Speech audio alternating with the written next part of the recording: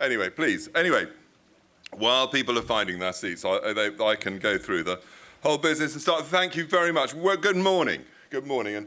And welcome to coming for what I hope you'll find an interesting and useful day. I am Harry Studham. I'm here as conference chair to cover a few practical issues and give a short introduction. First, the practical issues, lavatories. If you haven't found them already, there are lavatories along the corridor that leads on the right, off the right-hand side at the back. And for ladies, don't lose heart, keep going, and there's a little dog leg at the end. And there's another set of lavatories of the exhibition hall, which is at the back. And there are also tea and coffee points, not just in here, but also in the exhibition hall. Mobile phones. We've got a really great tradition here of an expensive bottle of wine for the team if your phone goes off. Some of them may be encouraging you to leave your phones on, but do ignore them. Please check your mobile is on silent mode or switched off. Fires. I'm not aware of any reason why a fire alarm might go off, unless it's a real fire. So if you do hear an alarm, it won't be a drill. Please leave through the double doors and gather behind the building. We're running to a very tight timetable. We've tried to pack as much into the day as possible, so while the breaks, including lunch, are as important as the formal talks to give you time to meet new people, to visit the fascinating stands and the exhibits that are here today and catch up with old friends, please help us stick to time by returning to your seats as promptly as possible at the end of breaks. When you start along the road of running a conference like this, it's a huge worry it won't all come together, and it's brilliant to see it happening here. But particular thanks to our sponsors who seed funded today, the main sponsors of the Universities of Exeter and Plymouth, the solicitors Mitchell-Moores, the Devon County Council, who've been incredibly generous in supporting us, and thank you too to Dixon Smith and Piper's Farm, whose meat you'll be enjoying later. And there's a staggering amount of work putting a day like this together. Nothing would have been possible without the DCAA office and Lisa and her extraordinary team, and Posh Nosh providing the food. And above all, it's been the indomitable energy and enthusiasm of Mel Bradley, who's pulled everything together. So huge thank you to all of them. Conferences are about interaction, the speakers and the chairs, but also the listeners and the questioners. On behalf of everybody, thank you to all our speakers today and all those who will chair the 4 sessions. There's a lot more work in presenting than the few minutes on the platform. But most importantly of all, it's you, the delegates, who are the critical ingredient that will bind today together. And I'm delighted that we have a great mix of knowledge and experience to make this a very special day. Particularly welcome are those from outside the county, and indeed some from outside the country. Some from as far afield as Argentina, so welcome, bienvenido. I would encourage you to ask questions, although do try to avoid making statements, because it's discussion that makes for an interesting conference. Everybody here has an interesting and unique perspective to give. So don't worry if you're asking something that seems too basic. The profound and the prosaic are bedfellows. One person's self-evident is another person's mysterious. And the trickiest and most important questions can often be the seemingly obvious. They need asking. My apologies in advance, though, if for lack of time questions are not answered. Chairs have firm instructions to keep to time. Most speakers will be here all day, so you can catch them between sessions. So why are we here? This conference is to bring together farmers and academics to discuss how we adapt farming to survive and thrive against a backdrop of change. The conference is the conversation's critical. Farming has always been changing, but now it's changing faster than ever, politically, socially, financially, and environmentally. Last year we held this conference on a backdrop of the changes, the final changes, the sustainable, well, never final, to the Sustainable Farming Initiative being announced. This year, buried in the news of last week of man's inhumanity to man and the pantomime of politics, was the news that the European Copernicus satellites were measuring a temperature of 1.5 degrees higher than pre-industrial times. Apparently, this doesn't technically meet the Paris Agreement point of no return, but we're not far off. January was the warmest January since records began, perhaps the warmest since our ancestors started farming in Devon 6,000 years ago, maybe in Cornwall too. This year, 2024, is likely to break the temperature record set in 2023. But the heat is of itself not the great concern. We all enjoy a bit of warmth, but it's the consequences. A warmer atmosphere holds more moisture, so we'll see more drought and more heavy rainfall. Pathogens too enjoy this nice warm climate, so we're seeing and will see more plant disease. Seasonality is changing. Even in Exeter, average temperatures have risen by well over a degree since the 1950s, and rainfall increased over 7%. And spring bulbs are breaking ground at Christmas, and some in my garden are flowering now. Having the Met Office a mile or so down the road changes nothing, other than ensuring that the one-way trip is precisely recorded.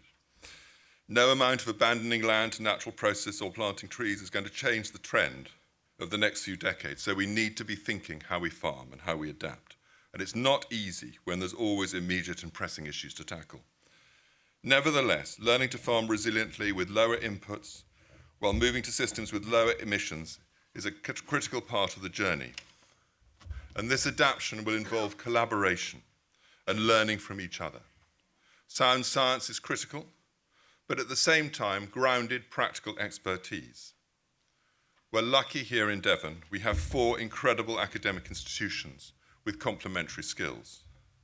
Northwick is the government's internationally respected grassland research agency. The 2 universities of Exeter and Plymouth both play leading roles in environmental and social science nationally and globally, while at the same time, a new generation is being taught rural and agricultural skills at the Bicton College campus and at Dutchy. One terrific piece of recent news was as a consequence of the University of Plymouth's excellent grading in agricultural technology and soil health research. It's received $5.7 million for their Centre of Research Excellence in Intelligent and Productive Systems, which they've catchily abbreviated to the acronym of CRISPS. The centre's research will include soil health and applied agricultural technologies. Much of the work's inherently collaborative and should help support not just Plymouth, but the cluster of agricultural expertise we have here in Devon. The centre brings together the biological with more mechanical innovation, not just soil science, but also the technologies of sensors, drones, and robots that are slowly opening doors to new ways of doing things. While the cutting edges of modern farming and regenerative approaches and precision seem culturally separate, each can learn from the other. Both lead to farming as sensitive to nature as possible, and CRISPS is at the forefront of this. Richard Preziosi, the Centre's director, is here today, and I look forward to hearing more from Richard in the coming months and to their involvement in rootstock in future years. Nevertheless, no amount of research will change the world unless it's applied to practical problems. And science itself is a process of hypothesis and experiment in which ideas are tested against reality. So inevitably, this science involves working with farming. This role of farmers in informing research runs deeper. The ancient idea that we need to work with and not against the grain of nature has been growing far faster among farmers than scientists for decades. It's displacing a post-war paradigm. The best way to produce more food is a narrow focus on soil chemistry and chemical control of pathogens. Farmers have been at the forefront of helping nature build healthy soils and ecosystems, essential to create a robust, resilient, sustainable and productive countryside. And so it should be no surprise that this itself is of interest to academics. Farmers know their land better than anybody. They have to handle complexity, making a living with multiple outputs against an unpredictable weather system with volatile markets and uncertain support. Their livelihoods depend on close observation of animals and plants. Farmers are at the sharp end of the 3 interwoven natural crises the world faces: a shortage of sustainable raw materials to meet the needs of a vast human population, a biodiversity crisis as these demands have pushed nature to the edges, and the consequential climate crisis. It has to be at farmer level that the balance between these three tensions is ultimately struck. And it's easy for the well-meaning, partially informed to suggest that farmers are reluctant to change, but they don't bear the immediate costs of wrong decisions. My own experience is farming's always been changing, although farmers, like scientists, not unreasonably, require rigorous experimental proof, often observing their neighbours' experimental successes and failures over the hedge. One of my earliest memories is my father's pride and joy, the four-wheel drive Fordson Major he bought in the early 1960s. At the time, the talk in the village hereabout was that if he wanted to spend that time, that kind of money, he was welcome to flush it away. In the 1962-63 winter, the coldest since 1895, we pulled out all the vehicles of all our neighbours. And it was only after that thaw that the four-wheel drive tractors began to appear all down the Tin Valley. You'll have seen from today, this programme is split into four. 2 sessions before lunch, one broadly on livestock and the other on arable. 2 after lunch, one on markets and the other on people and wider issues. My role here, it's nearly finished, is to introduce the chairs, who will in turn introduce speakers and coordinate each session. And Dr. Robin Jackson, to my left, will chair the first session. Robin is currently the director of the Rural Business School at Duchy College, which includes Bicton as part of the group. He brought to this role more than 20 years of encouraging innovation and working with universities and entrepreneurs to start up and build businesses. He's been involved in launching new creative ideas for testing them in the hard world of the practical and the commercial. So I can think of no better person to chair a session on the challenges that net zero poses to livestock farming. Over to you, Rob.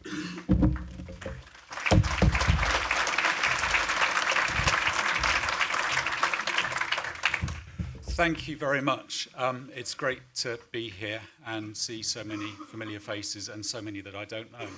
I've probably got a mixture of good news and bad news. The good news is I'm only talking for 5 minutes. The other bit of good news, hopefully, is it's Valentine's Day, and looking at HDB's latest release, beef and cheese will be on the up. So this might be the new chocolates. That's 3 of my healthy meals, balanced meals per day, I think. For the bad news, well, not bad news. I'll give you some statistics, if I may.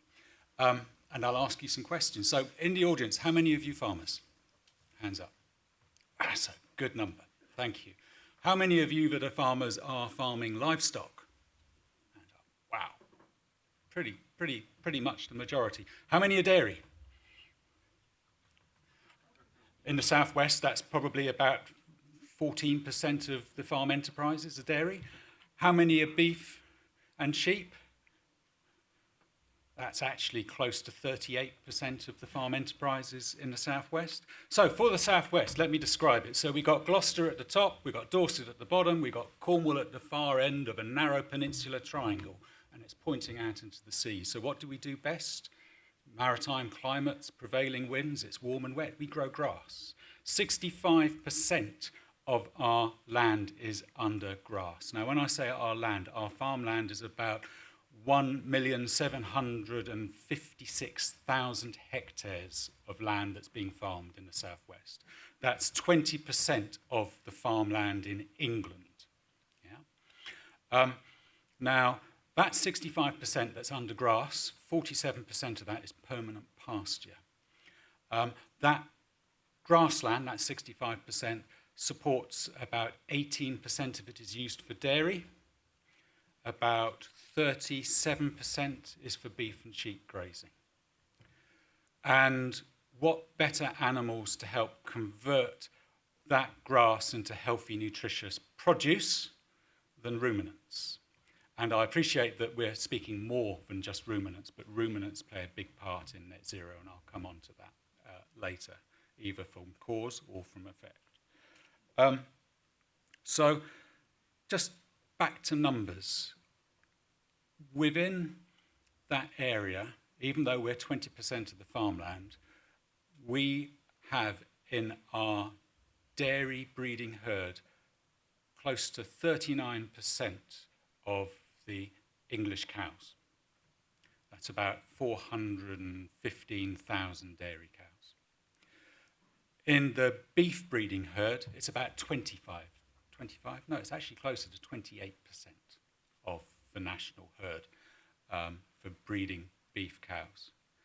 And if we add, and that's about 636 odd thousand cattle. And if we add on top of that the young stock, the replacements, the stores, cumulatively for dairy and beef, that's about 1.6 million cattle.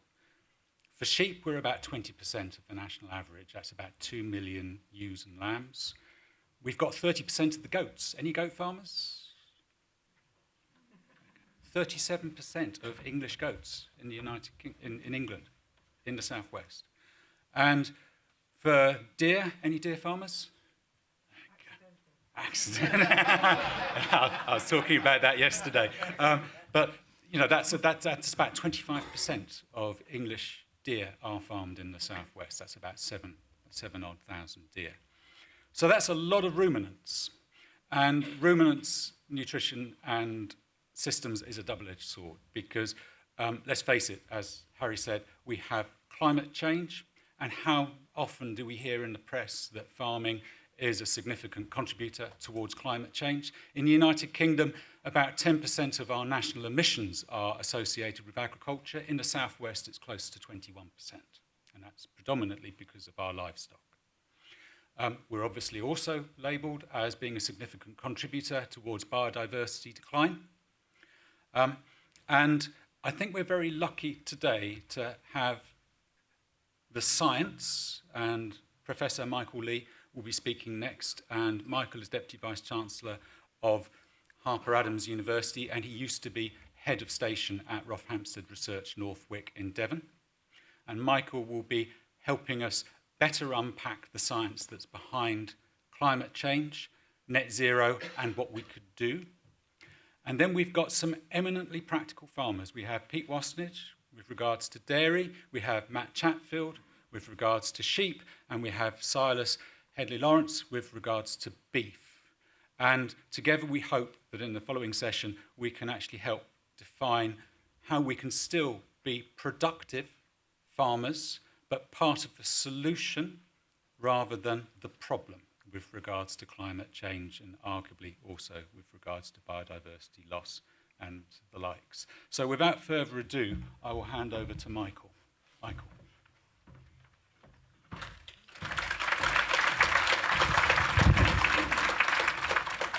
Thank you very much, Robin, and thank you very much for the invitation. It's lovely to be back here in the southwest. It's really pulling at the heartstrings. So I was coming down on the train, moving the family from the southwest into the Midlands, although even Harper Adams is a great university, but the southwest is wonderful, and it's so nice to see so many of my friends and colleagues here today.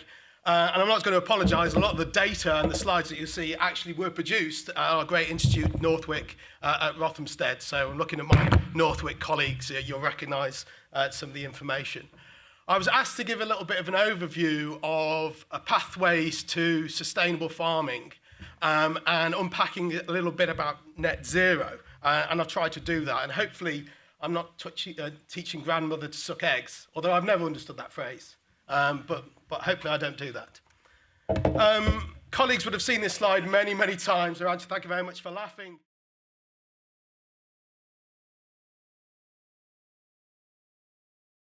Any discussion around sustainability, that net zero is not sustainability. Biodiversity is not sustainability.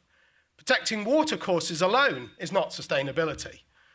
Sustainability is defining the production of healthy, nutritious food whilst protecting the environment and ensuring that farms are profitable to encourage future generations to join the great component of agri-food. Because to feed what will be 11 billion people by 2100 without destroying the planet is the greatest challenge facing humankind. So we need to understand the interconnections between these three equally important pillars of societal need, high quality, nutritious food that delivers health. All the farmers who put their hands up, you are the health industry, producing food that drives human health. The NHS is the illness industry. It catches us when we fall. We need to put our foot forward and talk with pride about the high quality nutrition that we produce. And our farms producing food is fundamentally the most important component, whilst also being the first generation, of course, that leaves this land in a better place than we inherited it, and producing thriving, profitable businesses, which are damn sexy and want young people to come and join the sector. That's what we need. That's what sustainability is about. But it's complex, and there's many metrics around sustainability. And of course, not every single farm is going to be able to deliver and optimize each one of these particular metrics. Hence why diversity is so important within the farming sector. Different types of farms as a smorgasbord coming together to realize a sustainable agri-food system. We're not going to have homogeneous farms, guys. We all know this. And therefore, a system which advocates a single metric or a single blueprint approach to realize a sustainable food system is crazy. We all know this. We know the variation that's in our farms, and therefore we need to welcome, rejoice in diversity, and think about how they come together to realize sustainable food systems and sustainable farming. And some farms will hit net zero, others will not, but others will produce higher volume of food for lower resource input. So therefore it's balancing this across the different farm enterprises we have. And I could speak for hours on that topic. Robin, I won't. One of the things I was asked to do was to demystify some of net zero. And I produced these cartoons for a farmer group I work with within our School of Sustainable Food and Farming. This was particularly for the Morrison's group. So I'll talk around these cartoons if I may. Hopefully it's of use. But if it's not, let me know and I won't use them again. So what this is what is net zero? Carbon net zero is not zero emissions. It's about balance. And so here what I'm looking at is two emissions. I'm calling biogenic carbon dioxide and biogenic methane. So here we've got carbon dioxide, and that's taken in by plants. We all know the process of photosynthesis. And of course, then that can be degraded, it can rot, and it come back around in a cycle. That's blue, it's in balance, it's in net zero. That plant could be consumed. It could be consumed by humans, it could be consumed by livestock, or it could be consumed by insects or other parts of natural capital. Some of that plant is degraded and respired, and that's released as carbon dioxide. It's in blue, it's in balance. Some of that is metabolized, converted by microbes in the gut because animals can't use fiber directly, and produces methane as a byproduct. It's carbon in, carbon out. Is it balanced? Well, methane holds more heat in the atmosphere, so we need to consider something else. We need to think what breaks down methane in the atmosphere. And the biggest sink for methane is hydroxy radicals. These naturally are produced in the atmosphere. Water vapor interacts with UV light, breaking down water, producing hydroxy radicals, extremely reactive, and they break down methane. If the hydroxy radicals equals the amount of methane reduced, it's in balance. It's net zero. The amount of methane produced is equal to the amount that the atmosphere can remove, and therefore it's in balance. However, if this balance is removed, it's tilted. More methane is produced than the ability for hydroxy radicals to remove it, then we start to move out of net zero. That methane can contribute to rising temperatures and therefore is no longer net zero. So rising methane levels can move us out of net zero if the amount of methane does not match its sink, its ability to degrade in the atmosphere. How do farms get back into net zero? Well, we look at how we remove carbon dioxide. Trees, soil, NPP, the ability to remove carbon dioxide and therefore get us back into net zero. So therefore, key message number one, livestock can be part of a net zero system. They can be part of a natural balanced cycle of carbon. We just need to make sure that methane production matches its ability to be degraded in the atmosphere, which it has done for millennia. However, of course, we don't just have biogenic sources. We don't just have biogenic carbon dioxide and biogenic methane. And I keep on referring to biogenic because this is something we're really pushing with the United Nations at the moment and the IPCC, Lara, is that we need to differentiate biogenic sources of greenhouse gases from fossil, because they are different. And if we look at fossil carbon dioxide, fossil methane, and fossil carbon monoxide, we can see a very different picture arising. So these greenhouse gases are ones that have been locked up for millennia in terms of fossil fuels. And by our actions of burning and harvesting and mining them, they've been released into the atmosphere.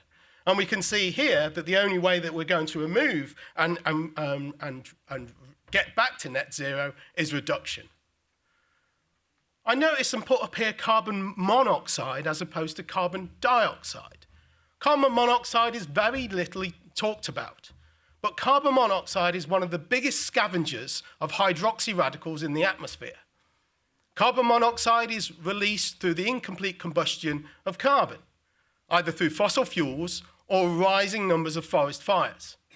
The reason why this is so important is, as I'd mentioned before, the ability of hydroxy radicals to remove methane allows ruminants to be part of a net zero cycle.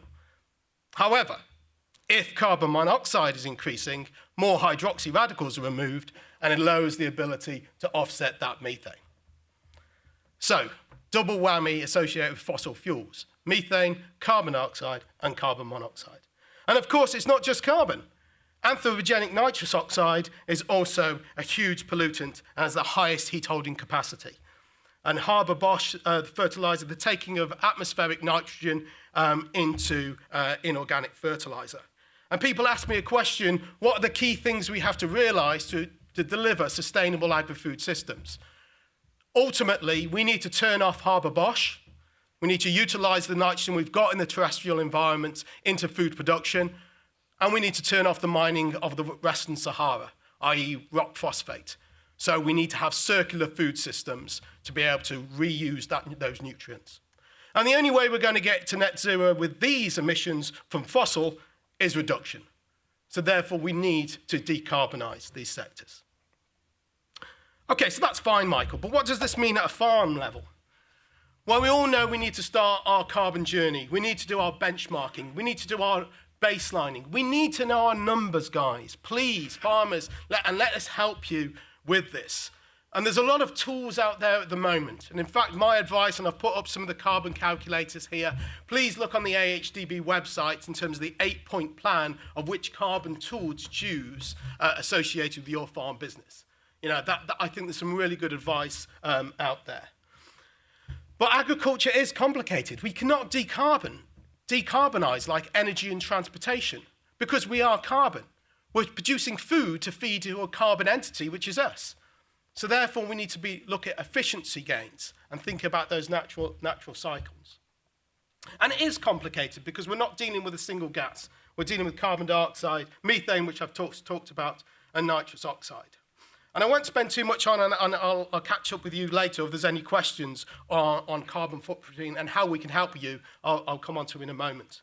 But some work that we've done recently, working with University of Oxford and pushing back on the IPCC in terms of some of their metrics that they're using, particularly around, if anyone's aware of GWP 100. Actually, we need to better understand how these gases react in the atmosphere. And whilst the science is not clear in terms of atmospheric degradation of methane, we need to report multiple metrics. And we're working with the retailers to ensure that labelling is appropriate, because there's a lot of talk at the moment about eco-labelling, and we need to ensure that the correct metrics are used. I probably haven't got time for this, Robin, because I know time is short. And I'm happy to take any questions about the difference between GWP star and GWP 100 when it comes to accounting for greenhouse gases associated with enteric fermentation. But they are very different, and they tell us different things. The national inventories is still extremely important, looking at my Northwick friends, for carbon calculating and carbon accounting.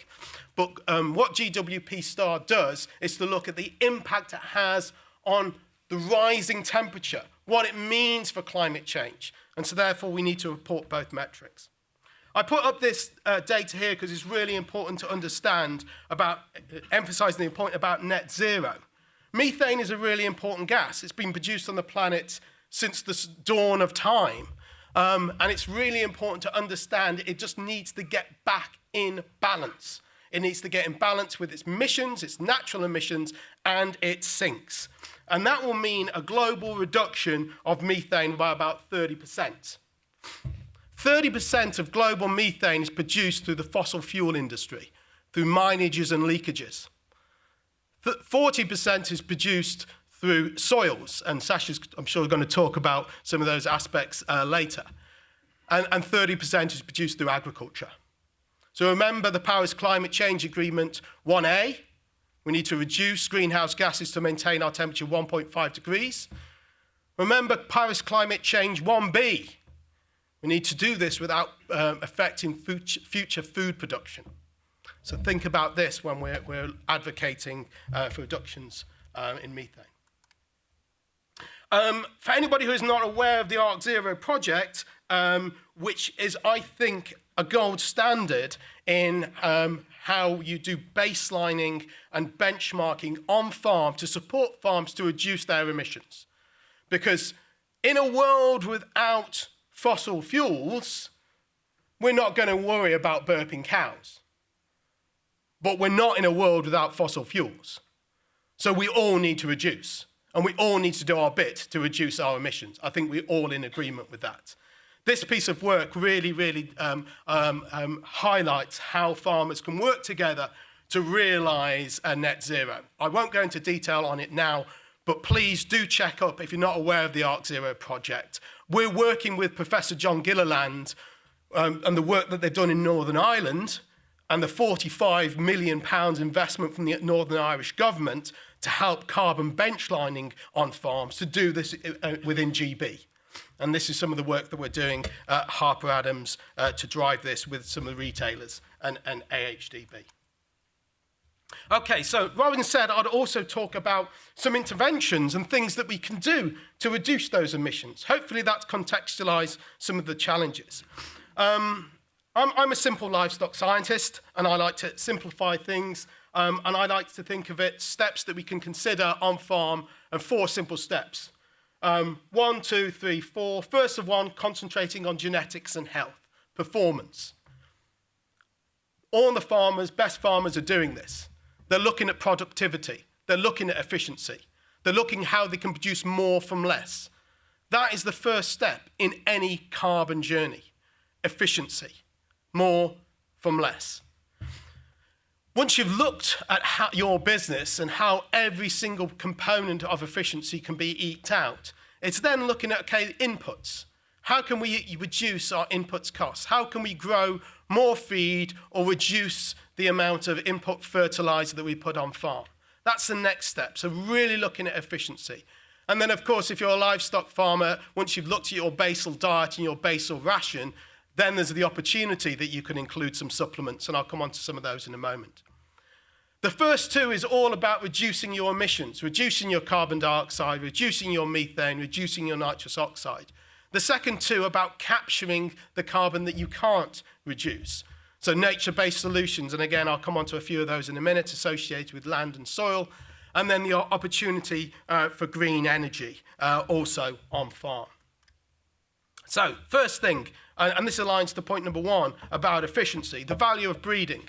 Grateful for my colleagues at SRUC, Mike Coffey and Eileen Wall, who pulled together this data for me, which is just showing the value of genetics and breeding. And we know it works. So here we've looked at different technologies in terms of breeding, the estimated cumulative value in terms of pounds and pence, and then the estimated cumulative value in terms of reducing greenhouse gases. So genetic improvements looking at improving carcass efficiency, 22% increase in profit, 10% reduction in carbon dioxide equivalents. Improving breeding efficiency is available now, an increase in 35% in profit, an 18% reduction in carbon dioxide equivalent.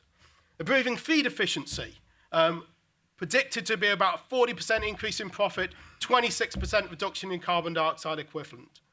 And then looking at other components, genomic improvements.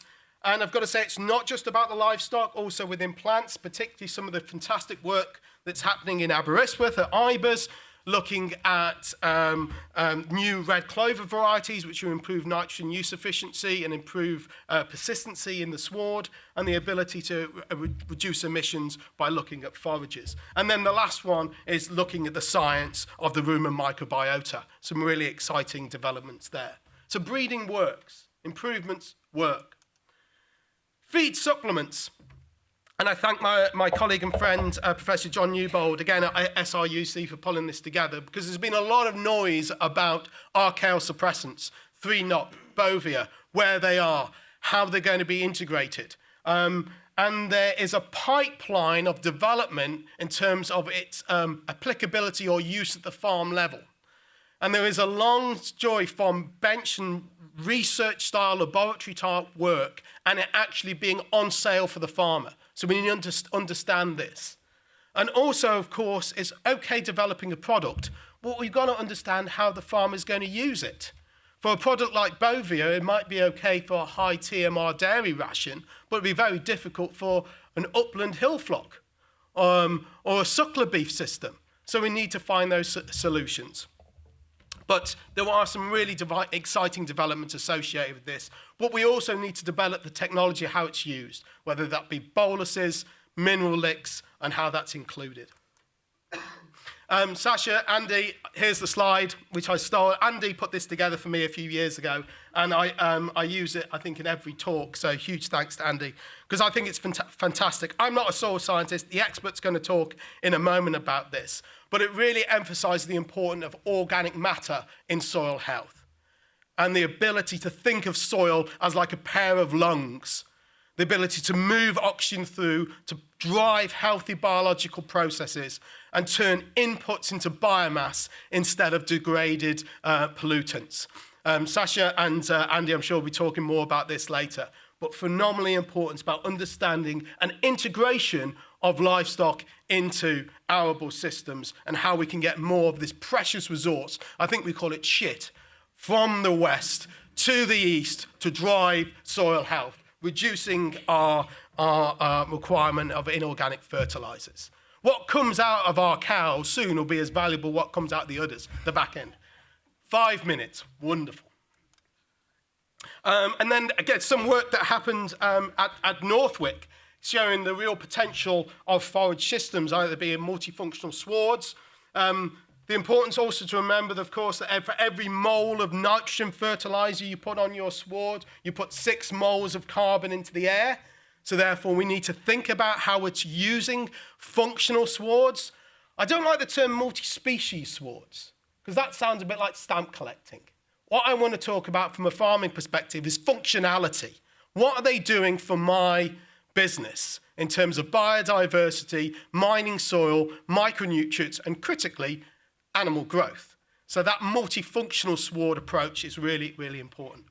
So this is Graham McAuliffe. He recently moved to the dark side. He went to industry, didn't he? But he was my PhD and postdoc at Northwick. Graham did some phenomenal work. One project working with Laura was looking at how white clover in a sward could reduce nitrous oxide emissions. Not just in terms of a reduction of inorganic fertilizer applied, but a better understanding of root exudates and the interaction of clovers within the soil and how they're influencing nitrous oxide emissions. And then some work that Northwick has done, led by Laura, and at Bangor, Hen Vice, by Dave Chadwick, looking at emission factors of urine in different soils and in different systems, and also feeding back, actually, some of the emission factors are wrong associated with those emissions. I'm looking at Laura, making sure she's not shaking her head. She's nodding, so that's okay. Again, this is some modelling work that myself and Taro Takahashi did when we were at Northwick. And I really like it. It's a bit of a model exercise, but it's based on true data at Northwick. And Taro and I, at coffee one day at Northwick, were saying, I wonder how many trees we'd have to plant at Northwick to offset our beef production system. So Taro, being the genius he was, he went off and calculated it. And what we did, we said, okay, well, for everyone who knows the Northwick farm platform, based on 20 hectares, stocking rate of 1.5 livestock units per hectare, 30 finishing suckler cattle, finishing about 600 kilograms of live weight, producing about 15 tons of carbon dioxide equivalents per animal. So how much trees would we have to plant to offset? So here we are. So this is the x-axis, the live weight that we produced on a farm, and the y-axis, the kilograms of carbon dioxide equivalents. The top is the baseline of where we are. So we're producing a nice amount of product, but we're producing a nice amount of greenhouse gases. 10% of woodland conversion, you can see our drop, 20%, 30%, 40%, we've hit net zero. But we're also out of business because we're not producing much meat anymore. 50%, and we're in net balance. We're contributing, we're moving more carbon dioxide than we put in. And we said, okay, well, where's the sweet spot? I said, well, we forgot the first two rules of a farmer's journey towards net zero. Improvement, productivity, efficiency. So that's what we did. We modelled in a productivity improvement of 20%. And here, a woodland cover of 20% resulted in a 70% reduction in greenhouse gases with a retention of 96% productivity. So therefore, we could find that sweet spot in terms of how we removed carbon and looked at trees integration within livestock systems. I'll use the last few minutes, if I may, just to talk about some of the work that we're doing at Harper Adams to support you. So when I moved to Harper, one of the things I really wanted to mobilise was to say, actually, this is a university with purpose to support the sector. And we developed the School of Sustainable Food and Farming as a front door mechanism. So any farmer, retailer, agri-food supply chain could come to Harper Adams and ask the key questions, and we could mobilise resources to deliver solutions. The school is based on 4 pillars, and please, I implore you all to get involved. Pillar 1 is all about new talent, and this is a realisation that as I said, we've got to get the message out to school children and urban society about what agri-food is and what farming is, and how important it is that they're engaged and understand this. For 2 main reasons. One, we don't want a brain drain. We need more people to be involved in our sexy business. But also, we need to stop this online emotive movement of people, because if they don't understand how food is produced, reading something online moves them into an emotive position. So all of a sudden, it's closed off from them. So we need to do that. Pillar 2 is all about upskilling. So taking the workforce and providing skills around net zero, around improvements. Pillar 3 is around research, and we've developed what we call the Sustainable Farm Network, which is networking farmer communities around common solutions, because this is pre-competitive. How we move to net zero is in everyone's requirement and need. So it doesn't matter if you're a Morrison's farmer aligned to a Tesco's contract, we all need to work together, and that's what we're doing. We're pulling this together. And then finally, pillar 4 is around influence. So I was honoured to be asked to be a technical advisor to the FAO, feeding into COP28. I think we've made good progress at COP28, working particularly with the NFU and Keris. Delighted working with Keris to drive some changes to realise that actually the solutions to net zero, the solutions to carbon, are in this room. They're in the custodians of land. And we need to support farmers to do that adaptation and that mitigation. Stop the blame game, thinking about how solutions are orientated, and the solutions are sitting in front of me. Thank you, Robin.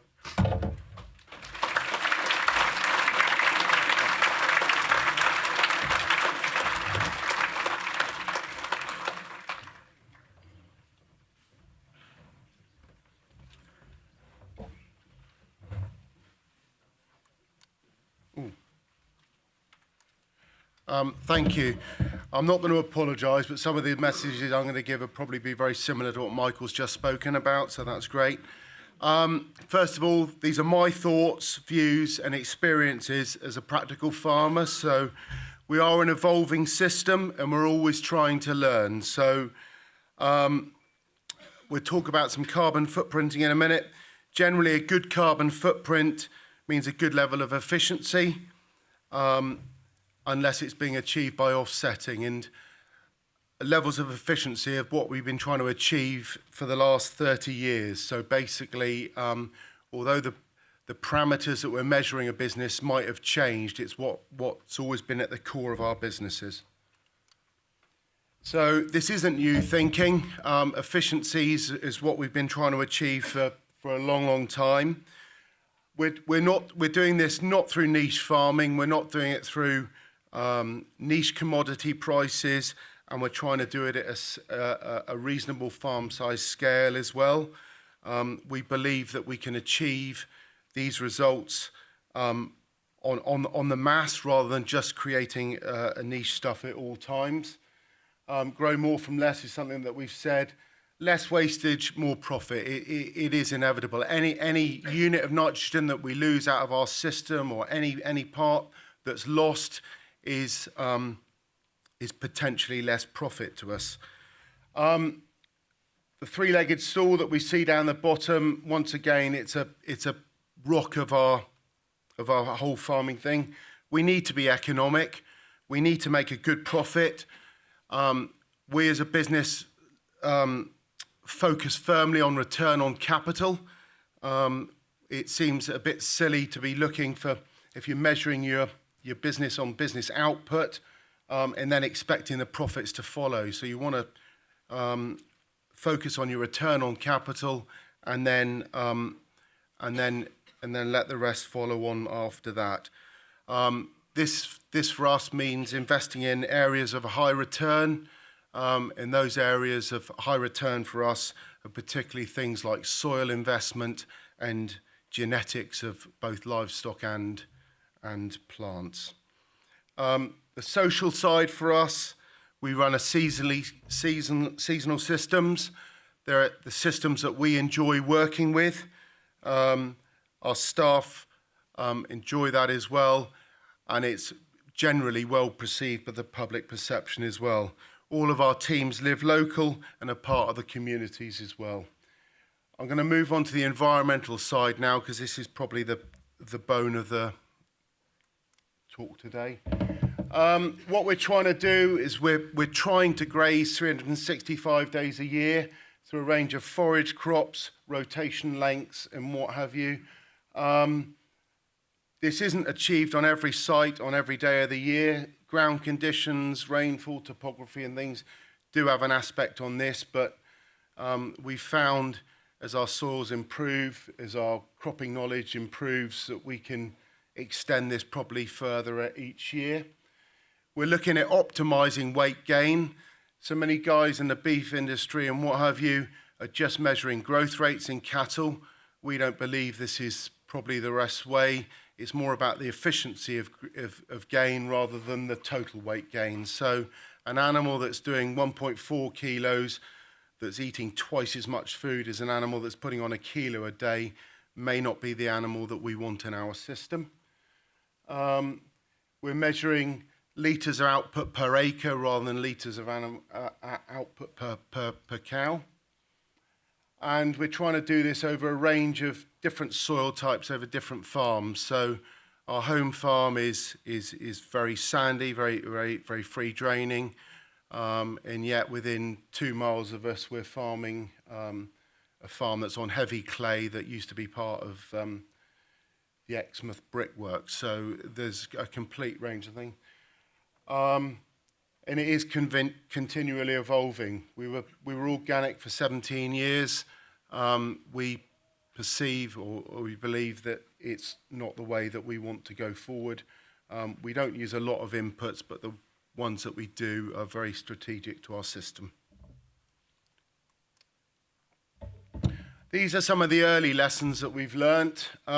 mixed swards, clover particularly, and stuff were in the earlier days. Why wouldn't you want higher yields from lower inputs with better quality feed? It's just, in my mind, it's a complete no-brainer. Range of forage species in there. We grow fodder beets, etc., that can eke out the shoulders of our season. So it means that we've got a green forage available for our cows all year round, rather than just in the traditional growing seasons. Rotational grazing with back fences. Most of this is old hat now, but this is stuff that we've been doing for probably 30 years. Genetics is something we've touched on already. Feed conversion, not growth rates. Margins, not yield. Profit, not turnover. So calves are outside from about 2 weeks of age, and hopefully the anticipation is they'll stay out on a rotational system all of their lives. So this is some stuff that we're doing more recently. Those were the early things. We're doing GPS soil mapping on the farms now to not only evaluate pK, lime, organic matters, etc. We're trying to do micronutrients and trace elements as well. We don't believe that NP and K, the traditional things, are the limiting factors in our growing systems nowadays. So we're trying to balance up the micronutrients, which is actually very different on every farm. You know, why would we buy a bagged product from a dealer that's exactly the same as everybody else is buying? We want something that's specific for our soil type. So if our magnesium levels are low on one farm, why would we be putting on a product that was for the same for the neighbour next door? So this is something that we're interested in.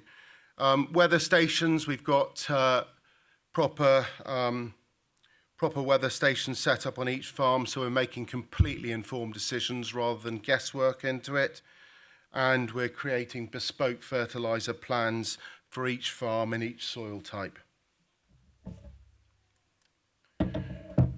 This is one of the bits of kit that we're using at the moment. So we're using this to target all the micronutrients and all the different elements that we need to balance up and optimize our production levels. We're doing this over different soil types with different management techniques. I think one of the things that I'm particularly keen on now is I think the SFI have actually got it right in the way that they're being less prescriptive with their swards nowadays, and that we're giving a lot more flexibility than we had with the GS4 mixes.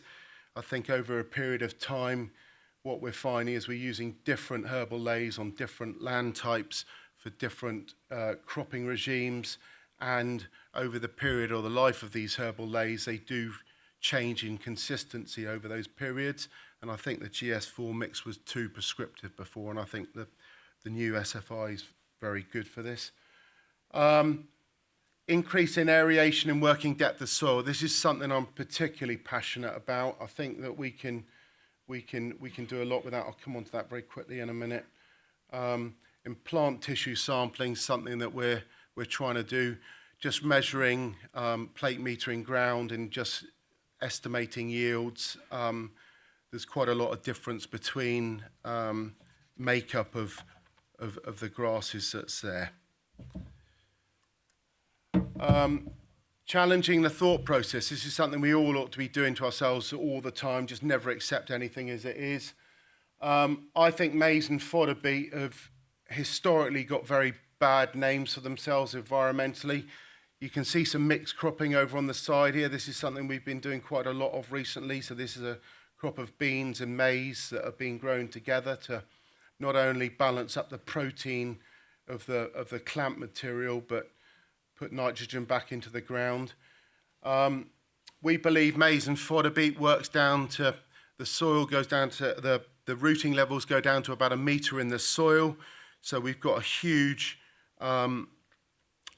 ability to exude carbon deep into the soil rather than just working into the top 5 or 10 centimetres that we've been working with traditional permanent pastures and stuff. We're currently paid to produce meat and milk, and obviously we've got a stewardship payment as well. Obviously, if markets develop, we may change our model to encompass carbon or whatever else happens out there, but these are our income streams at the moment. We believe we can build topsoil. We believe with organic matters and rotations, we can do that. And like I said, we're trying to make the aeration zone and the rooting zone of our swards a lot deeper than we would have historically done with them. That's historically been talked through with herbal mixed swards, but we believe maize and fodder beet has a huge part to play in that as well. Those who speak loudest or the most eloquently are sometimes not the most informed. So basically there's a lot of social media platforms out there and stuff. We believe some of the farmer and landowner discussion groups, farmer forums, can be both very practical and innovative, and we really like those ways. Just going on to the bottom section there, world population is growing, 250,000 a day. It's huge. Finite resources are diminishing. We have to produce more from the same, as well as enhancing the environment. And this is just my final slide, just to come back to that three-legged stool again. It is important to have all aspects of the stool, and if we don't have one part of that, it isn't truly sustainable. Thank you.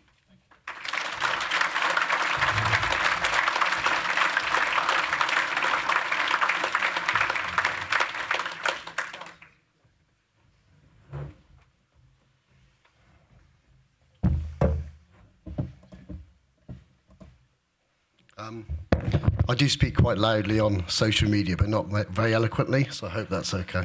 For my part of it, essentially, my farm system is very simple. If I start where I come from, and then it sort of hopefully gives an idea of why what I do is fairly unique. So essentially, I went back into farming. We had a family farm. I've been there for about 400 years. But when my granddad was like a dairy farm, it was very close to here. We're not too far, sort of in Harwell, in Devon. Very wet farm. We never encouraged to farm, but I decided about 15 years ago I wanted to. And I think in my life, I've had about 1 million terrible ideas, but probably 2 good ones. And the first good idea was basically creating a market for a product before I farmed. So I basically approached my butcher in Warren, son of Philip Warren, if you know Northdon, and I came up with the idea of basically going to London to create a market for high quality meat. And the idea was that if I did that, when I came back, I would then, have a market to be able to sell, So basically, I came up with the idea of selling high quality meat to London. So I spent 10 years in London creating a market for high-end restaurants, and then came back and farmed. I was originally going to do red ruby. So basically, what I did was came up with the idea of doing red ruby beef on my farm. But before I came back, I went to Extremadura, and Extremadura is where they farm Iberico pigs. So basically, I came back, not knowing how to farm, went to Extremadura, where they farm Iberico pigs. So I basically wanted to create the best meat I could, and I felt that jamon was the best meat you could get. So I went there, visited the farmers, and what I realised with Iberico pigs is that they're basically, for 18 months, they walk around the plains of Extremadura. They're very thin, and then they weigh about 80 kilo. And but if you want to get world-class meat, so to get world-class meat, you need an animal that's walked around a lot, and the more the muscles worked, the more that brings up flavour. But with the Iberico pigs, they basically get to that stage, put them into the acorn plantation, and the acorn's hugely packed with oleic acid, and they basically double their weight in 6 months, so to produce an incredible fat flavour. So I realised to produce an incredible product, I needed an animal that's walked around a lot, and basically, so then I suddenly realised the point is weird, isn't it? Anyway, I'll carry on. So as long as everyone's okay with it. I then realised that the humble sheep is an animal that's probably walked around a lot more than any others. So basically, thought about the humble sheep. So if you think about the average sheep, it's probably walked further than any animal on planet Earth. But the idea is, I wanted, by the time they get to, I want an old animal, so it's work lots of muscle. So what you realise is I suddenly thought, what about sheep that are basically no longer fit for breeding? So in every system, a farmer may have 100 sheep. Every year he replaces 15% of his breeding flock. But to do that, those sheep are normally just winter lambs. They're very thin. Then they're sewed straight into the food system, and they're very poor quality. So I just suddenly thought, what if I put loads of fat onto those sheep, and then basically by dry aging them, produce a high quality? So hopefully I can actually... Right, okay. So my idea was basically to do it, went back to the family farm, and my whole thing is to put a lot of flavour into that fat. So literally all I'm doing is putting fat onto sheep. So to do that, I realised I want biodiversity. So to get loads of flavour, you get biodiversity. So we eventually came back to my sort of family farm. We basically had an ancient woodland. So I essentially this is what it looked like when I first started about sort of 5 years ago. And you can see there's no, is that the right slide? Yeah, so basically it's bare. There's literally 6 plants growing from the seed bank. What I did was lightly coppiced it and then put in sheep. And after 3 years of basically doing something very simple, we ended up with about... That's right. No. Not all the slides are there. That's all I need, everybody. Right. So,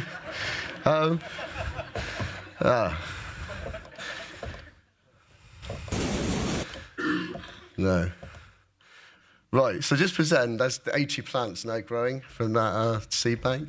So basically what I'm sort of saying is what I found was, because I basically wanted to start with flavour, so what I'm looking for is that. So loads of marbling, that animal's walked a lot, that fat cover. To get that flat cover, I need loads of biodiversity. So I was farming for that, and as I did that, I then realised the flavour was getting better, but then there were just loads of things that happened that I wasn't expecting. So I basically buy sheep of other farmers and relying on them to have the genetics and to do it well. But what I found was, because there's 80 plants, I'm basically buying old sheep. Some of them are not too well. When I put them in there, I just found they had such a wide choice of plants to choose from. They're actually making themselves better, which was pretty amazing. So if I was going to sum up what I've sort of learned is, all I do is basically very simple. I just let grass grow long and then hid it with sheep and then move them on. And what I now realise, essentially, I'm now just a worm farmer. All I now think about naturally is I want to farm in a way that feeds as many worms as possible. So what I found with that, if you keep on doing that in land, then the seed bank explodes, you get increased biodiversity. And then the most important thing for me now is, I think land holding water is the most important thing. So the way we farm now, I think I'm just realising, whenever I've done this on woodland or pasture, the woodland everything's just holding so much more water. And I think in the future, that's going to be like the most important thing. I'm going to stop there because I've gone wobbly. I am really sorry.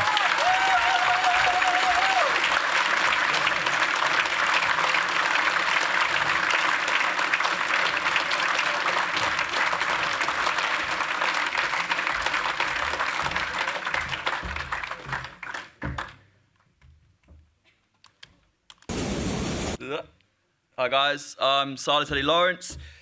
I manage a farm on the edge of Oxford, medium heavy clay on a floodplain. So when I left yesterday afternoon, about half of my farm was actually underwater.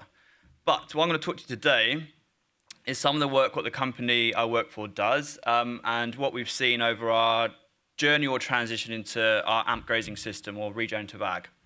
So, quick intro about me. I've been farming farms what I would call regeneratively for about 8-9 years here in the UK. Basically, very minimal input, try and get as maximum production off of grass, which is free, reduce costs, etc. My background before that, high production dairy farming in New Zealand on the family dairy farm, kiwi fruit orchards. So 2 quite different things, but all based cows, grass, milk, what's free in the air, nitrogen, carbon. New Zealand stuff was bought nitrogen, to be fair, but that's my background. FAI are a research farm, so they've been a tenant on this farm in Oxford for 20 years. they very much do more industry-led research, so working with big clients in food brands, food processors, so huge, massive supply chains. Our role is to do research on this farm and in other places across the world and help our clients, i.e. these big food brands, understand what the supply chains look like, but also what changes or tweaks they could do to improve these supply chains. So as you can imagine, a lot of the people we work with that have, a big beef supply chain, for example, or red meat, on the agenda the last, 5, 6, 7, 8 years has been a lot of what Michael spoke about. Methane, carbon, emissions, they've all made these big carbon footprints. So what we knew on our farm is this clay floodplain, right? What we could do really well was grow grass, and that was one thing they weren't doing very well for 20 years before this transition into AMP grazing. It was lots of cattle and sheep, set stocked over huge areas, huge amounts of overgrazing, loads of weeds. It was plural. I was scared I wasn't going to get a laugh after that laughter, so I'm feeling all right now. But yeah, it was loads of weeds, loads of overgrazing, right? And, there's not a lot of arable grounds, it's a floodplain. So it's always like, well, we should be getting way more out of this. And, it's very conventionally done in an organic sense. All the livestock were in sheds from like October until the following spring, rammed to the roof, loads of straw, feed, etc. That's completely different to what we do now. So adaptive multi-paddock grazing, or it's a system, right? Underline that word adaptive. And with us at the floodplain, we'll talk about how we've changed our system and moved around things like the big drought a couple of years ago. We've outwintered all of our cattle through some of the wettest winters on records over the last 4 years, all of these dry springs. And what I'm going to cover around some of our data, around what we've particularly seen with the cattle, performance metrics, and really how the system is stacked up in that sense. So I'm not going to talk too much about carbon, partly because this 4-year project, so we've taken 63 different metrics during this project. Well, I think that's what we started with. It's slightly smaller now. But there were 63 metrics covering soil health, cattle efficiencies. We did have sheep as well at the start of the project and pasture poultry. They left 18 months in, mainly because it's not that it didn't work in the system, it's more because of our research obligations. We swapped them for a dairy store beef enterprise. So that's a slightly different research project looking at that type of animal compared to our sucklers. As well as biodiversity and social metrics as well. So we tried to cover that whole spectrum of the system and the regenerative system in this research. Because we've not quite finished the project, I'm a bit limited on the data and the things that I can actually talk about yet until it's published later this year. But in terms of carbon, these two pictures, right? We have so much carbon just above ground on our farm now, through nothing but our grazing management. So nothing's really changed. The genetics are the same, the amount of livestock is pretty much the same pre-transition, before when we were overgrazing, all the cattle being finished inside on sheds on grains. We're now 100% pasture-fed certified. We're still certified organic. We also have the Savoury Ecological Outcome Verification certification, which has been a great way for a third party to monitor our ecosystem processes through our transition as well as our own data. So we took a lot of soil samples at the start, which we're looking over now. We've obviously done that each year over the last 4 years. I believe we've got more data points than any farm in the world on Soil Mentor, which basically just means we've got loads of info, which is handy. And we've used lots of tools, Trinity AgTech for carbon calculators. We used the Farm Carbon Toolkit, AgriCalc. We've done the whole lot, really. We've done, as well as our initial soil samples in the baseline year, halfway through the 4-year project 2 years ago, we've done the AgriCarbon soil samples as well. So we've got those meter-deep cores. So we've kind of hedged, spread the way we've been collecting the data to try and real deep dive into all of these things, which is our luxury, really. Being a research farm, we can just switch overnight, jump in the deep end, and just transition from a conventionally done organic to regen. And in that way, we can kind of see what works well, what doesn't, in a more turbulent, abrupt transition than what would probably be realistic in a commercial sense. So we do things quite quick and fast. Sometimes the decisions we make align with the research objectives. Whoa, I'm already getting through. So in terms of the livestock, what's been really surprising, well, I don't know if it's been surprising, but it's been a big win for us. We've been able to demonstrate that being 100% pasture-fed, outwintering all of our cows and calves, and depending on the year and the weather and the floodplain, we're outwintering most of our finishing stock as well. Every year for the last 4 years, our average finishing times in our cattle have been 22 months. The slowest ones have gone in 24. Now, that's without any feed inputs in a pretty much entirely closed system. Before the transition, when we were just set stocking and everything was housed in the winter, finishing on barley, creep feeding the calves, we were finishing in 28 months. So we've shaved 6 months off in a system where we're spending basically bugger all money just from growing what's free in our permanent pasture. Again, you know, the majority of our farmers' permanent pasture. It's not high-performance lays or lucerne, etc. Our vet and meds is dropped massively. When we had the sheep, we reduced the wormers by 75% in 18 months just by changing the grazing system. We'd broken the parasite cycle, grazing taller grass, then not grazing the parasite zone, increased our recovery rotation lengths. With the cows, we're using negligible amounts of antibiotics. It's usually freak accidents. It's like 0.16 milligrams of antibiotic per kilogram of live weight. And I think the national limit is something like 18 milligrams. We're on 0.16. So, you know, I only see the vet at TB. Fertility, every year in the 4 years, our fertility has stayed around the mid-90%. That's even in that big drought 2 years ago. And, you know, so what we've been able to show is when you get the system right, and what I would call the correct system for what we want to do anyway, whether you get these big droughts or wet winters or whatever, the stability and the performance of the livestock enterprises is consistent. And that's really key, whilst being able to predict kind of more financially, because we're not relying on inputs either. Resilience, you know, as I said, I mentioned the drought. This is that drought in 2022. This photo was taken at the end of August. It didn't rain on our farm from the first week of June until the second week of September. The left side of that picture, can't really see it very well on the screen, is the cell that they were grazing in yesterday. And the right side is the cell that they're grazing today. So everything around AMP grazing for me is about maximizing ecosystem processes. How over the course of the season do we get as much carbon going through the system, as much water, as many minerals, and as much airflow as possible? And when those four ecosystem processes get more efficient over time, then we see an increase in biodiversity both below ground in our soil microbiology and above ground, which brings us farm resilience and performance, healthier soils, healthier plants, healthier livestock. So essentially, the drought didn't affect us. Our cattle fertility stayed the same, our daily live weight gains and our finishing time stayed the same. Our cost per head stayed the same. And that's still a lot of long grass if you can't really make it out. When it rained in the middle of September, a week later, we were knee-deep in lush green grass again. It didn't look like we had a drought. All of our neighbours looked like dark brown golf courses, right? They didn't have any pasture until the following spring. So the impact that had on us and resilience, not having to lean into buying in feed or anything, was massive. Outwintering's been a key part. Medium heavy clay, you can never outwinter on that. Turns out you can. So cost of production dropped for us when everything was housed inside, £2.43 per head per day.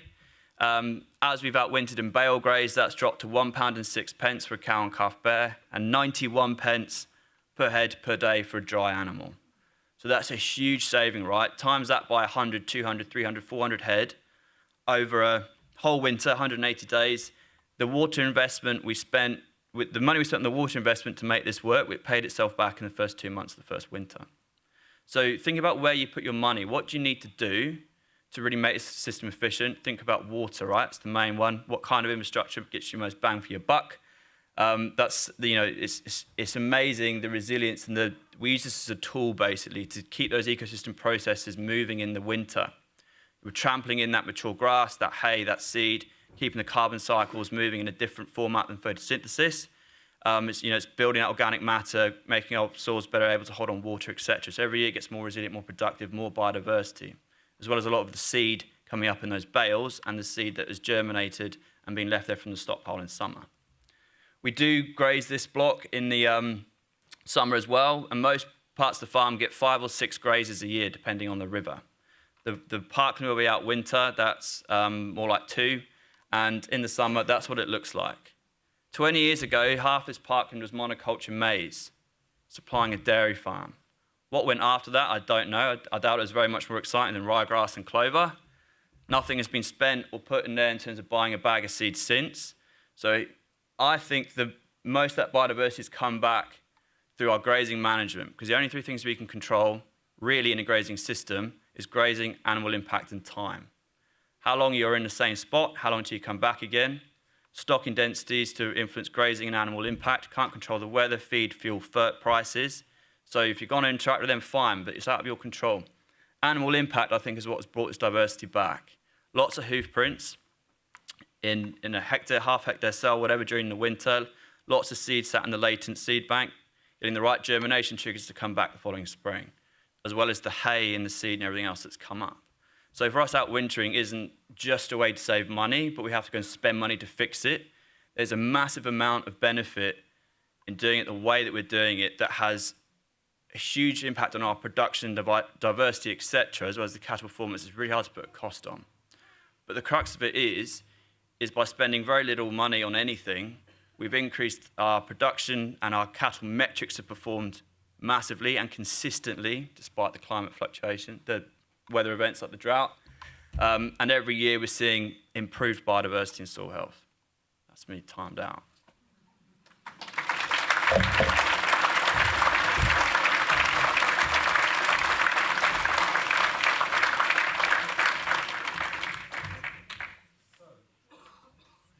Can you hear me?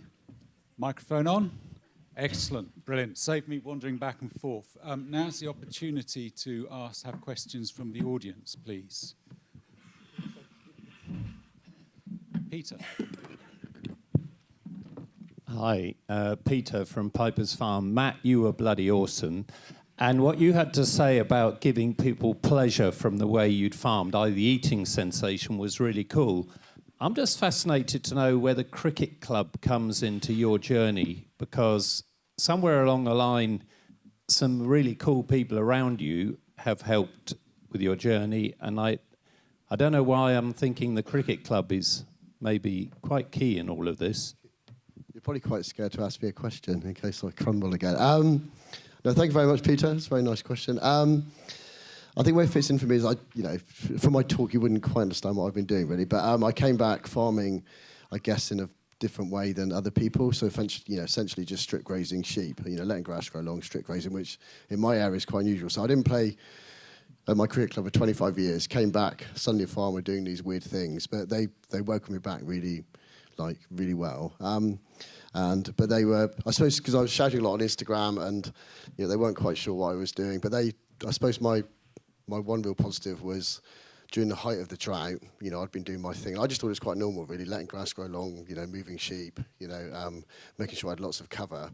And I was just thought I was farming fairly normally. And then a lot of them came out. We had like a dinner, and they came out, and basically, they'd had no grass at all. And I suddenly and I think it was a time when they really realised, they sort of took me a lot more seriously, really. So that was a nice moment in time. They were really complimentary. But I think what they also did was, I came back from London with fancy ideas, and they keep me very grounded. So, but it does give me, I worry more about what they think than, say, your top London chef, really. They're the ones I'm more, interested in keeping on side, really. But anyway, thanks for getting me talking again without it shaking. So, thank you. Yes, over there. Yeah, Johnny Hames from Beef Farmer. My question is for Silas. Silas, you spoke about the suckler cows and the calves. I had a question about the dairy beef and how you were sort of managing that and transitioning the calves onto a grass system. That I suppose that won't be those won't be pasture fed all their lives. Yeah, you're exactly right. So obviously the challenge with dairy beef is that the cow's essentially being removed from that calf very early doors, and that's really what makes our suckler cow enterprise perform, is the benefit the cows get from being with that cow for so long. So I think what we've learned is it's really, you can't really replace that without some form of feed and inputs early doors in that animal's life cycle. So for us, we sourced these dairy calves from a conventional dairy farm. So the cows would have been being fed grains and concentrates, etc. So epigenetics come into play. These animals are more dependent on it than if we'd sourced them from a farm that was 100% forage. So, we bought them in the autumn. They came into our shed. We emulated the homemade meal that they were on as closely as we could to keep the consistency. We just basically kept their diet exactly the same when they came onto our farm in the autumn. But then what we did is every 3 weeks we would weigh just to keep track of how they're performing, and then we would drop the amount of kilos of meal per head that they were getting per head until the next weighing 3 or 4 weeks later, whilst factoring more and more wrapped bales of decent forage. So over the course of that September until March, there was basically less and less cake, meal, etc., more and more forage. So for the last month of being housed, they were only on forage, and then it was a tiered training and turnout, if you like, to get used to the system. So a training paddock outside where they'd go out for some of the day, get used to the electric fence on the outside of the field, and then over time they'd knock it down, learn their lesson, get a shock. We'd put the fence back up until they were trained to the fence. Then we'd move the fence, make the field smaller until they really understood it. So by the time we got into mid-April, they were 100% forage, had been outside grazing on pasture for a couple of hours a day, and they knew what electric fence was. So essentially by mid-April, May, they were being grazed and managed in the same way as our suckler enterprise. Albeit we did target certain pastures to them more, like we do have some herbal lays and things, and we put those towards the dairy stores. But, you know, half of them were outwintered this year, and half were housed. So very much from the age of whatever they would have been, 9, 10, 11 months, by the time we turned out, they were managed the same as our cows, but there was a transition and a training part of that. Yeah, our calves are turned out at about a fortnight of age. So basically, we would most of our bulls are polled bulls these days. But if there was any disbudding or anything needed doing, they'd be turned out at about a fortnight of age. They'd go out onto some sheltered fields around some old orchards or somewhere like that was very kind to them for the weather. We'd continue feeding them with a mobile milk feeder till about 12 weeks of age. So initially when they'd go out, they'd have up to 6 litres of milk a day. And then over that 12-week period, it would be scaled back as they become more independent. Within 2 or 3 days of them turning out, you'll notice their dung goes green straight away. So literally they are starting to nibble and pick at grass, pretty much from the day they go out. So, huge health benefits. I shouldn't say this. I've never treated a calf for pneumonia. We don't have any, scour problems because they're outside and what have you. The benefits are huge, really. So over that 12-week period, they become more forage-based, really. And then by the time we've finished their weaning process, we'd be onto some silage aftermath where we could go on to some clean grazing. And generally speaking, we wouldn't be feeding them a lot of concentrate from then on. We wouldn't be feeding them a lot of concentrate from then on. Any more questions from the audience? Yes, we've got 3 more.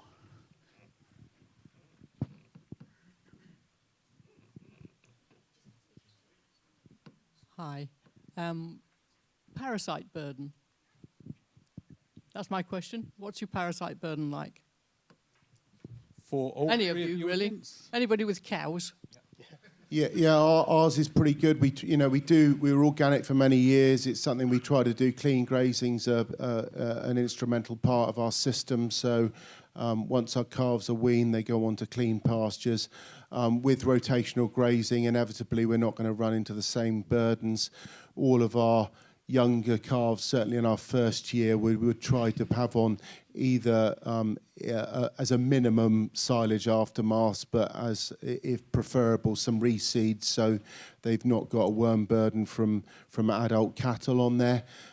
We do regularly take dung samples to monitor worm egg counts. We won't treat at the first sign, but we'll monitor it, so we're trying to build up a resistance in them from early doors, really. We definitely wouldn't be worming anything from the first grazing season onwards. For us, we always think about things in terms of the root cause and how to deal with that. So, and this is essentially how we dropped the worm use in the sheep by 75%, because we had a huge worm problem in the sheep, but the cows never had. So I've never had to worm the cattle. We don't see any reason to, it's not affecting our production, fertility, growth rates, live weight gains, whatever. Essentially, if you're getting a parasite burden, it's because you're grazing where the parasites are, and you're probably staying there for too long and coming back around again too quick. So worms are photosensitive. They don't like UV rays, so they don't travel about 4 inches above the topsoil. So with us, we're tall grass grazing, and we're only grazing in spring like the top 25% or so. In summer, it's more like half. But by then, as you saw in the pictures, our grass is mega tall. So the animals aren't grazing where the parasites are. And if our rotation lengths are longer than the parasite cycle where it needs to find a host, by the time the cows come around again, or young stock or whatever they are, there's very few parasites even in the pasture. And the ones that are there, they're not grazing around anyway.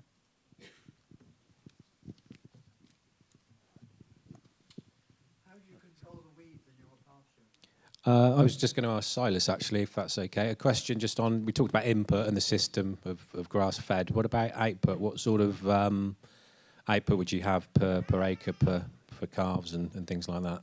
Because I know some of these systems, we used to do grass-fed stuff and couldn't really make it work, and our output pretty much dropped so much that we reverted back to what we were doing before. Yeah, so that's been a tricky one for us. You know, when we had the sheep and the chickens and everything else, we were going to really just push the suckler herd, try and grow it to 200, 250 plus cows, as well as these dairy stores. So we had 150 of the stores that essentially replaced the sheep. Ultimately, we've had our arse absolutely kicked with TB over the last few years. You know, we've lost a lot of breeding females, so we've increased the sucklers a bit, but we're about 50% of where we thought we were going to be this bulling period. So we know where we can go and what the system should be able to take, even with moving around the outwintering. But essentially what it's ended up meaning is that we produce more hay than we need, and we've just created that into another enterprise and had to sell it. But you know, the reason for that isn't that the farm and the system can't take it, because every year it's more resilient, produces more. It's literally that, you know, without buying in cows, which we've not been able to do, we've TB's kicked us a bit. So there's a lot of potential in it on our farm. But I imagine, you know, we could push it to 250 cows, maybe 300 if we were more reactive with our stocking rate, and then fill in dairy stores if we wanted to as well. We've got 5 minutes, so if we can have 3 quick questions, please. Yep, I'll keep it quick. Silas has just answered that question. Peter Green from the Farming Focus podcast. Question for Pete.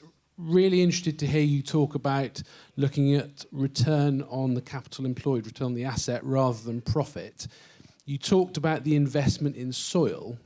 How do you measure the value of that, please? Yeah, ultimately it's got to come down to where our returns are. So basically, it will be output from that soil. Like I said earlier on, we don't perceive that nitrogen and phosphates are many of our limiting factors in our soils. So we're testing each individual soil to see what the limiting factors are onto it. We're moving more into soil biologies, which, to be fair, I'm not going to get into because I am very much on the learning curve with this one. But I have seen that we've significantly reduced our nitrogen input over the last few years, and just with things like humates and things that we've been adding to our ground, we've managed to maintain and increase production. So it's given me a lot more confidence to go forward to increase our output levels significantly from much, much lower inputs. I'd like to ask you, how do you control the weeds in your pasture? Well, first define what a weed is. So really, a weed is a plant that for some reason we don't like, and actually it's usually an indicator of something going on in the soil or our management. So if you think of them as beacons or signals that can tell you what you should be doing to improve your pasture, i.e. docks love compaction, thistles and ragwort love bare ground and compaction, nettles love nitrate. So when we were set stocking everything, guess what? We had a lot of bare ground, a lot of compaction, and a lot of animals congregating around trees and hedgerows because they were staying in the same place for way too long. So there was a lot of nettles, etc. As we've gone through the system, and we've got much denser, much more diverse pastures because of our changing grazing management, which much deeper, bigger root systems, breaking up the compaction, getting more air, water, carbon, minerals going through our system, our soil microbiology has improved. So generally, Mother Nature puts in place the plant that's best suited for that environment. As your soil microbiology improves, you'll see an evolution in the species in your pasture. So in fields where we had massive weed burdens back from the historical set stocking days, the amount of those classic broadleaf weeds have massively decreased just because our soil isn't facilitating those weeds anymore. If we've always got tall, dense pasture, even if they seed, good luck that seed finding its way into the soil, getting trampled in, and then getting enough light to germinate. Also, what's been so interesting, which is why I don't even dislike these weeds anymore, we still have some, as I say, there's much less, because there's more minerals and more carbon, more sugars, more protein, more nutrition in all of our plants. All these things interact with soil microbiology in a different way. So, the minerals going into ragwort or thistle is, maybe there's no other plant in your pasture doing that job. When I open new cells in the growing season, and we're going into like tall, deep, lush green pastures with wildflowers and everything, some animals walk straight to the one plant of ragwort, or that one thistle, or that dock or nettle, whatever it is, and they strip down every flower and every petal because they're getting what they need out of it. So, frame how you think about weeds, use them as a tool, but as you change your grazing management, you'll see that actually they're a benefit, not a problem. You don't need to control them, basically. One last question, please. So without asking anyone to incriminate themselves, we have found that outwintering has been very, very closely linked to TB. We've had massive TB outbreaks. Whole groups of animals just disappear with wildlife transfer of TB to livestock. How can I outwinter, which is very desirable, without trashing my herd with TB? Pete and Silas, I think. I can't explain that, Mary, because we've not had that situation at all.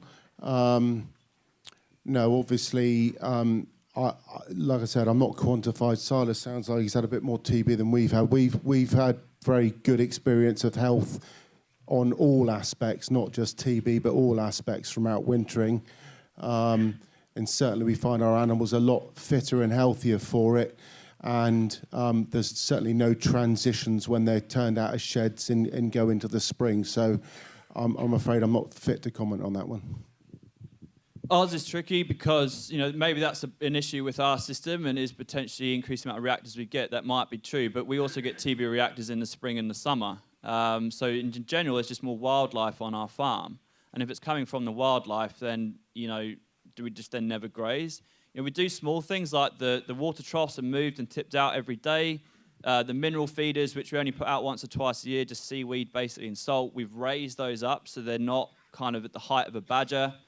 And, if you find latrines and sets, we fence them off with electric fencing. So we try to reduce the contact, but essentially we've still not booted TB. But just for context, my farm apparently has the densest population of badgers in all of Europe. And it's... I've been also told that AFR, etc., used it as an example in their training. So I think we're running uphill a little bit, but I can't answer your question. It's tricky. Thank you all very much. I've got to admit that actually speaking to the audience here, we're behind bright lights, and I know exactly what Matt feels because it's utterly terrifying. And I would very much like to thank all four of our speakers, Michael, Pete, Matt, and Silas. And you can now go and have a coffee break, please.